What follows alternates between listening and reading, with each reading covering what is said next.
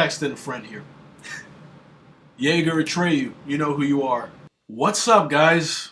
Yeah, like always, it's been a very, very long time. I don't know if this is going to be a thing, like every 6 months I make a video. I would like to make more videos than I actually do, but considering that, like always, college takes up a lot of my time, and the fact that college actually sucks, yeah, pretty much when I come home, that's when I feel creative enough to actually make a video, so yeah. Now, after watching Rogue One, I actually felt like I wanted to do a favorite Star Wars moments type video. And unfortunately, after Carrie Fisher and her mother passed away, like any Star Wars fan, it affected all of us. Of course, I feel the most amount of sympathy for Carrie Fisher's daughter. How is one supposed to deal with that? Like, you lost your mother and your grandmother within 2 days. I really hope she's, fine. I hope, she gets through this. After that happened, I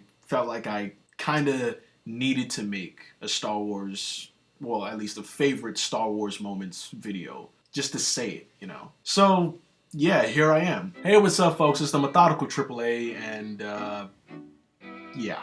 Much like my previous Fantastic Four video that, now that I think of it, that was such a while back, I compiled an essay. Yes, a college essay detailing my favorite Star Wars moments. This is like, how many? 8 pages, I would say. You see this, right? I put in work. See, I won't put in, well, I actually do put in this kind of work for college, but it's about stuff that I don't care about. If I was typing stuff about Star Wars, look at, this is all stuff I'm passionate about, you hear me? College, nah. But yeah, pretty much without further ado, these are my top 5 favorite Star Wars moments. First, I would say we should start with an honorable mention.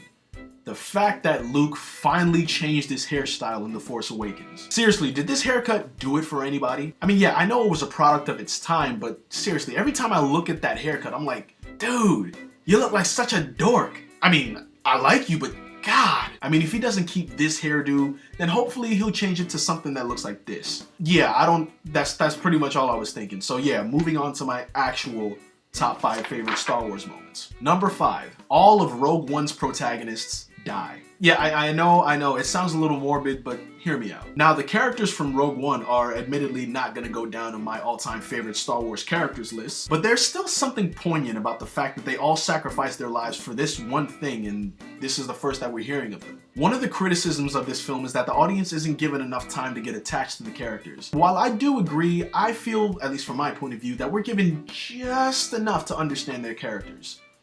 Right up to the point where they die. Now, let me explain how the execution could have been better or worse. Now, another criticism of the film is while the second half of the film is awesome, the first half is boring because of the lack of interest in the characters. I must agree as well. However, there are at least 2 films that I can think of that pulled off the boring first half and the awesome second half, both better and worse than Rogue One, specifically because of the characters in these films. The first film is Star Trek Beyond, which I personally believe to be better than Rogue One. Yeah, I know, scandalous. But honestly, I believe it's better than Rogue One because we spent time with these characters before. Well, if you want to get technical, we spent the past 50 years with them. But by this point, we're familiar enough with them that we have no problem seeing them pretty much talk for the first hour and then have another adventure that might not necessarily develop them, but will definitely be fun to watch. On the flip side, we have Man of Steel. No, I am not trying to make this a rant about Batman v Superman or the DC Extended Universe or anything like that. I'm just using this film and a little bit of Batman v Superman to make a point. That's it. Now, admittedly, while Man of Steel, in my opinion, is the best DC Extended Universe film out right now, clearly that's cold comfort. Needless to say, Man of Steel is worse than Rogue One, but for baffling reasons. I mean that Rogue One and Star Trek Beyond didn't just have one protagonist. They had entire groups. Man of Steel had the job of developing one character. And by the second film, they still failed. Yes, even in the film where Superman dies, I felt nothing for his character because I barely knew him. So pretty much, what's the point I'm trying to make? What I'm saying is that Rogue One found the sweet spot right in between these 2 films that in the end helped pretty much to make the impact that they were aiming for. Not too interesting, but not uninteresting.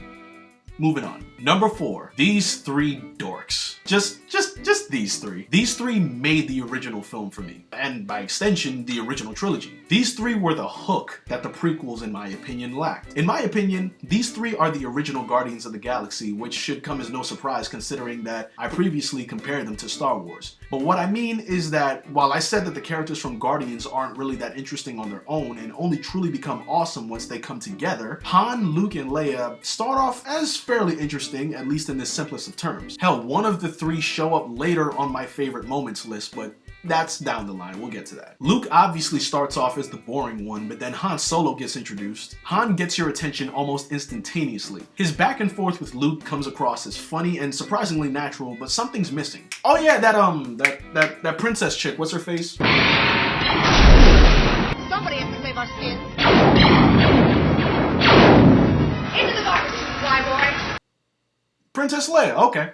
And honestly, in my opinion, this is where the film gets good. The back and forth interactions between the three, combined with the peril of trying to get off the Death Star in one piece, for lack of a better term, just works. They would clearly rather be anywhere else with anyone else, but they're forced to trust each other because how else are they gonna survive? The victories and losses they score along the way eventually had them cheering for each other and consoling each other, even though I gotta ask, Leia, what are you doing? You literally lost your entire planet. Luke should be comforting you, not the other way around. That's besides the point. It becomes clear that the three are beginning to care for each other to the point where Luke and Leia genuinely become angry with Han when he makes them think that he only cares about money. Look, I ain't in this for your revolution, man. I'm not in it for you, Princess. I expect to be well paid. I'm in it for the money.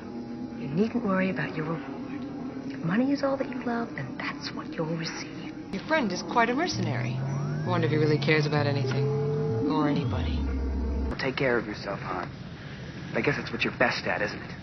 Which leads me to my favorite part with these three. The fact that after leaving, Han comes back and helps Luke destroy the Death Star, which leads to this. Hey!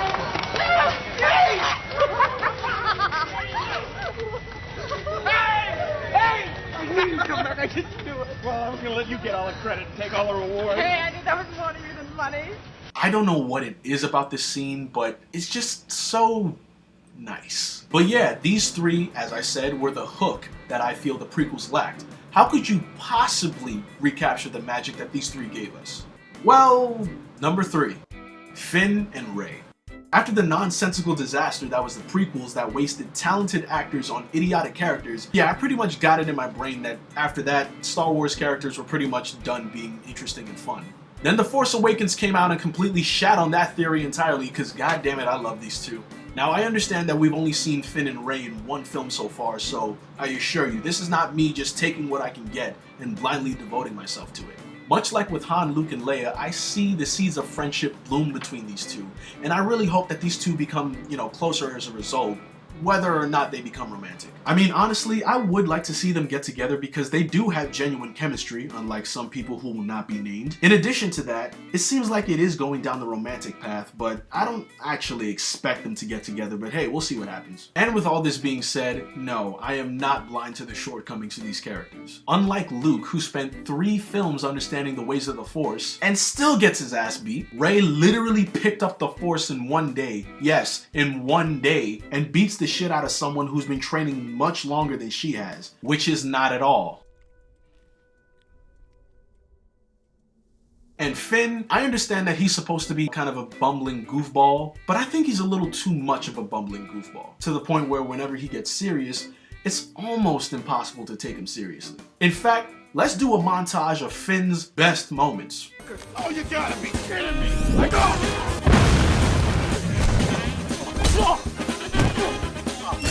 Ow! Stop! No, the one I'm pointing to. No, no, no!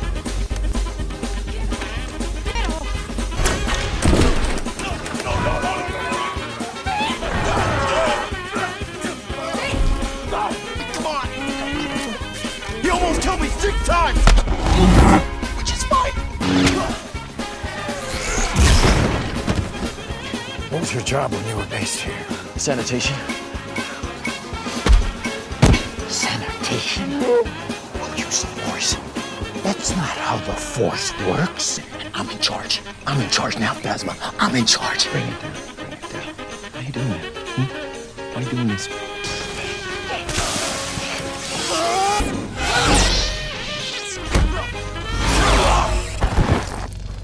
I like this guy. But honestly, the thing that makes me love these characters is the fact that they give me hope for the future, which is something that I doubt many people felt while watching the prequels. Because this is a Star Wars film made in my lifetime, and I actually want to see where the characters are gonna go. I want Finn to get out of his coma and go on a journey of some kind where he's forced to abandon most of his bumbling nature and become more serious. I want Rey to learn the ways of the Force and actually develop some setbacks that lead to an arc, and whether or not she's Luke's daughter. But yeah, I want to see these characters develop because much like with Han, Luke, and Leia, I'm given a reason to care about them. So yeah. Number 2, Han Solo, the good man underneath the rogue. Now, it's obvious that Harrison Ford's 2 iconic roles are Indiana Jones and Han Solo. Now, unlike 99% of the planet, I can care less about Indiana Jones's character. Yeah, I know, I'm pretty sure I just pissed off everybody. Mr. Plinkett's review of Indiana Jones made a really good point about the fact that Indy as a character, he doesn't really have any depths to him and he isn't overwhelmingly burdened by gradual development. In fact, Indiana Jones is more or less his iconic outfit. Same jacket. No, new jacket. What I'm trying to say is, while I don't care about Indiana Jones's character because he doesn't change, I love Han Solo's character because he does change, or at least he reveals himself to be much more than he lets people assume. The obvious idea of Han is that he's the Solo, get it, sarcastic bad boy and apparent ladies man who learns the meaning of friendship and love, which eventually turns him into a good, albeit still sarcastic man. I love you. I know. And admittedly, while the event surrounding Han that cements it as one of my favorite moments is in fact more overt, I'd like to talk about the little things first. Namely the fact that in the original trilogy, in my opinion, Han has at least one "what's this?" moment in each film. What do I mean by that? I mean that while we understand that Han is more than what he seems, there are times where he unexpectedly does something altruistic or just genuinely nice that makes you go, Huh. The first is obviously when he helps Luke destroy the Death Star in A New Hope, but it still stands out considering that he already had his money, meaning that he had nothing to gain by doing this, and he did it anyway.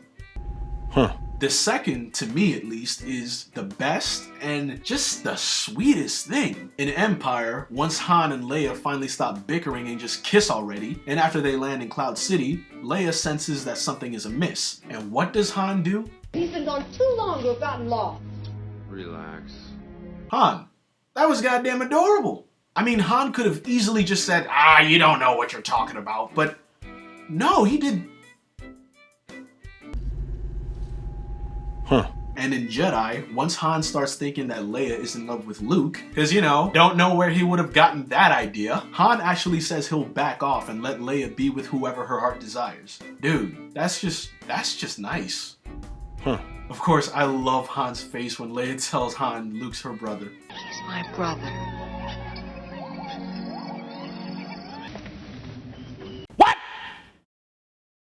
What the fuck? But in my opinion, I feel The Force Awakens gives Han his finest moment. Now, we haven't seen Han Solo as a father, at least in the films. And in fact, for the most part, we still kind of haven't, and we probably won't at this point. But in my opinion, The Force Awakens gives me the understanding that Han feels like he failed his family. Alright, imagine having a son, right? And you find out your son is Force sensitive, so you send your son to be trained by your brother-in-law, only to find out that your son massacred his classmates. Even though it was completely out of your control, imagine feeling like you failed in raising your son to be a good person. Imagine feeling like you failed the one you fell in love with in keeping your family together. What do you do at that point? Like Han Solo, it's possible that you'll withdraw. We both had to deal with it in our own way.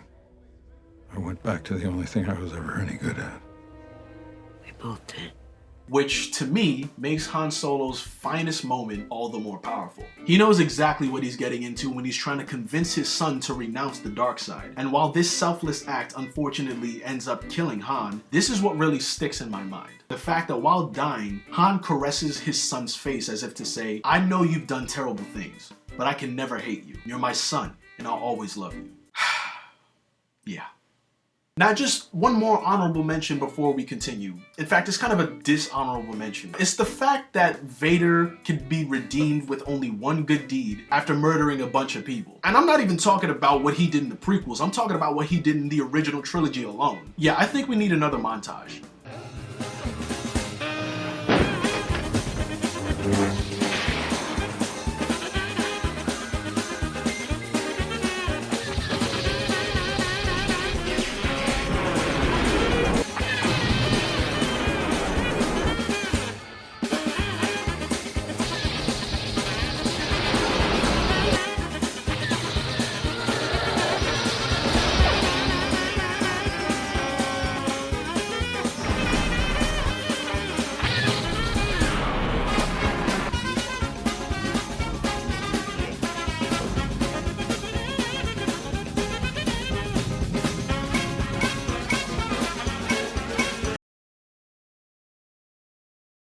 I find your lack of faith disturbing.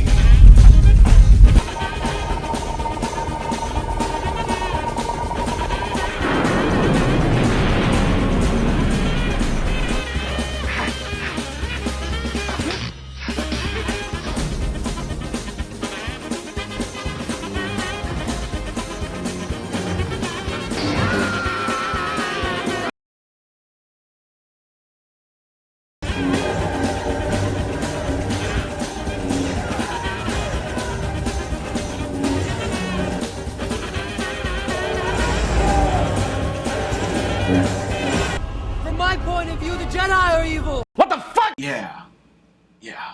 Let's move on. So yeah, my number one pick. Now, for reasons that I wholeheartedly understand, my number one pick is going to annoy some people. Considering that while many people do like my number one pick, there are many individuals who feel that my number one pick is rather derivative and as a result, not necessarily the best that Star Wars has to offer. I completely understand and kind of agree with these statements. However, in order to understand why I chose this to be my number one pick, I feel you need to know a little bit of my backstory concerning Star Wars. Now, I didn't watch Star Wars at all until my junior year of high school. I'm not really sure what prompted this impulse, but I don't know, one Sunday I was like, these Star Wars films seem really big. Let me see what they're about. Also, the originals come after the prequels? Okay, so let me watch the prequels first because it only makes sense to watch them in chronological order. I watched the entire prequel trilogy that Sunday night. Needless to say, I didn't get the hype. Hell, it was even to the point where I didn't even want to watch the originals. But then Monday rolls around and I'm like, I'm halfway done already, so I might as well just finish it. That night, I watched A New Hope. And while I wasn't completely blown away, I did enjoy it. Again, thanks to these three. Tuesday, I watched Empire, and at that point I'm like, so the original films are the good films, and the prequels are the ones that suck. That's kind of disappointing. And Wednesday, I finished with Jedi. In the end, at that point, I can honestly say that I like the original trilogy. And as the years passed, my appreciation for the original trilogy has grown to the point where, I don't know, whenever I do anything that's geek related, whether consciously or subconsciously, I relate it to Star Wars. And naturally, when you like something, you would want to see more of it, specifically a continuation. But unfortunately, while they were not continuations, the newer films that came out pale heavily in comparison to the original trilogy. I mean, while the original trilogy was by no means flawless, the story and the characters were goddamn interesting. And it just seems like the prequels didn't contain any of that. It would seem that the original trilogy would be the only Star Wars related thing that I would think of fondly. Until my number one pick. Yeah, you already know where this is going. Now, I don't consider this film to be original, because it's not. I do not consider this film to be the best Star Wars film, because it's not. But at this point in time, it is my favorite Star Wars film. Yeah, you know where this is going. Star Wars: The Clone Wars. I'm joking. Even though Ahsoka is literally the only thing in the expanded universe that I actually like, no, that's not it. Obviously, Star Wars: The Force Awakens. Now, hear me out. I completely understand the criticisms with this film. Hell, I talked about them when I was talking about Finn and Rey. I understand that The Force Awakens is literally a repackaging of A New Hope. So that begs the question, why do I love this film? Because whether original or not, to me at least, it honest to God feels like a Star Wars adventure. And when the quality of Star Wars was on the line for as long long as it was, I don't know, to me, it just feels good to have a genuine smile on my face while watching a new-ish Star Wars film. Yes, it contains many elements of previous entries, and while that does admittedly compromise the story, reassuring the audience that yes, this is in fact still the Star Wars you know and love is not necessarily a bad thing. It puts certain characters in scenarios that we haven't seen them before. I mean, seriously, when was the last time we saw Luke not talk? Some would say this is a blessing. It puts other characters in the exact same scenarios that we've seen them in before. And the fact that they killed everyone's favorite Han Solo in a surprisingly, no pun intended, well-executed fashion, Force Awakens shows that it can be very derivative while also taking itself seriously as a kinda new adventure. I personally consider this to be the best version of a film that sets the groundwork for the next installments. So what do I hope for episode 8? I hope it's better than The Force Awakens, but please, for the love of God, please don't try to pull an Empire. Don't do it. Just don't do it, man. I know you would think that, oh, if anybody's gonna pull off Empire, it has to be this film. No, See, they put you in that trap. Every sequel nowadays tries to pull an Empire, and episode 8 is what everybody's gonna laugh at if it screws it up. Spider-Man was able to pull an Empire.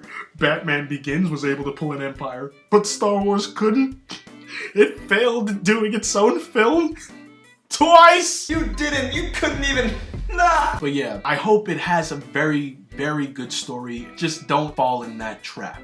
And that's pretty much what I think. Those are my top 5 favorite Star Wars moments. So yeah, I don't know about you guys, but 2016 was pretty shitty. I think it had varying levels of shittiness for people. Like, there were some people I saw who had shit. I personally, compared to this, I didn't have it. It wasn't fun, but nah, I didn't have it that bad. So yeah, let's hope 2017 turns out to be that much better. So I'm the Methodical AAA, and rest in peace to Carrie Fisher and Debbie Reynolds, and happy 2017, and let's hope Star Wars Episode 8 knocks it out of the park. Peace.